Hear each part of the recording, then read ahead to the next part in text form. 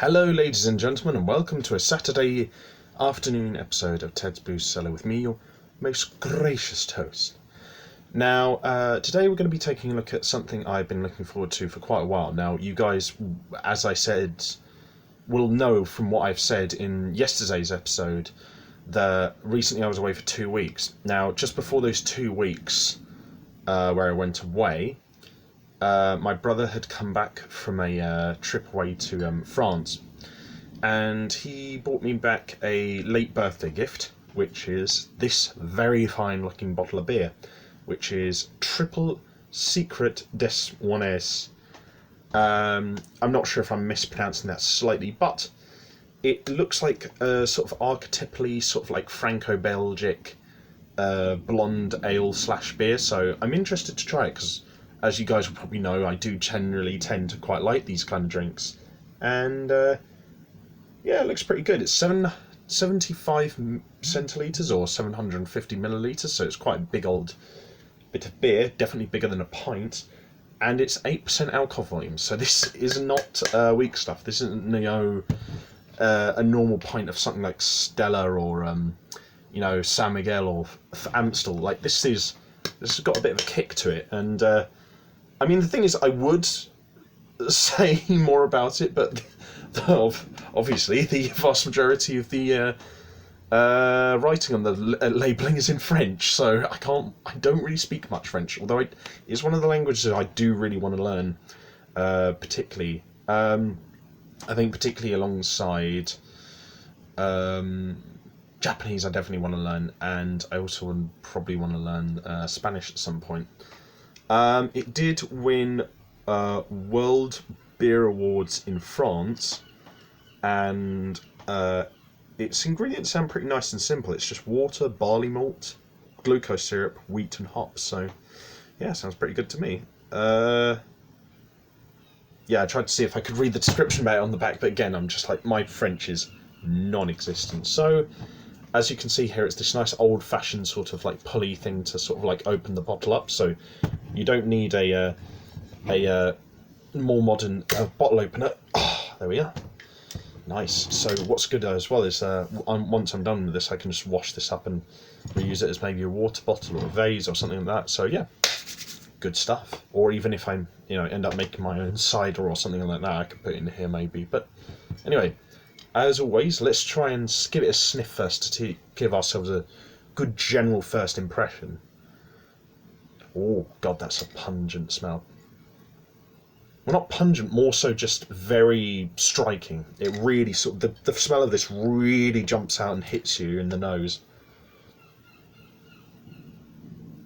Yeah, when I've described before that sort of Belgic beery ale sort of smell you get from something like Leffe or Hoegaarden, dial that up to 11 for this, because this has a really distinctive smell. It smells really like it's got a lot of hops and fizz and just like rich sort of like Western European Franco-Belgic flavours in it. It just smells just fantastic. C'est magnifique. So, the smell, I'm probably going to go a 9 out of 10. I really like the smell out of this. I think it could maybe smell a little bit, more mild, but still, generally speaking, the smell is very nice. But, as always, we won't really know what, it's actually like until we actually taste it. So, as always, bottoms up, and thanks to my brother for this very nice looking and smelling beer.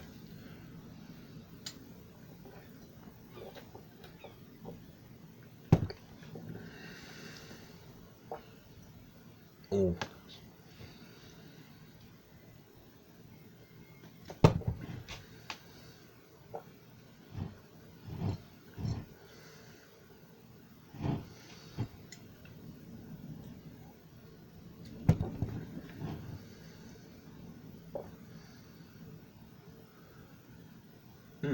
That's pretty good, actually.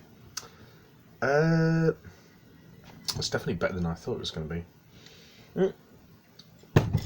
Well, I mean, I'm only saying that on the basis of the fact that I didn't really know how to judge this thing, because obviously the labelling and description wasn't in English, so I really didn't know what kind of description it had. But I think my idea of what it was going to be like from the smell of it being sort of like a archetypal, punchy, very sort of like richly flavoured but perhaps still easy to go down kind of Franco-Belgic blonde ale / beer is very much the case with both the smell and the taste. The smell does give you a very accurate impression of how the taste is going to be.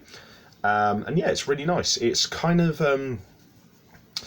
it's got kind of like, I'd say, the same level of fizz as Hoegaarden does, but not like the same level of sweetness. So the taste is probably something more akin to like something like a more farmery version of Leffe maybe. So it's, yeah, no, it's interesting. It's got a good mix of flavours and smells that sort of you could find in other beers, but like that combine together quite nicely. So yeah, I can tell like they've made the recipe for this just very simple, but like brewed it in a way where all the bits of it come together in a very sort of nice way that make it sort of greater than the sum of its parts. So yeah, no, it's really, really good.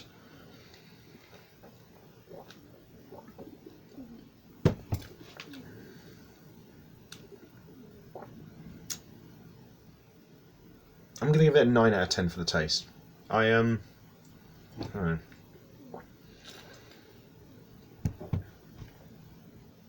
Just purely because of the fact that it perhaps doesn't go down as easily as, say, something like Leffe. Like, you do have to really like sit this a bit, but it is really nice. I could probably imagine using it in pretty much any circumstance, be that as a relaxation drink, meal drink, having a chat drink, possibly for cooking.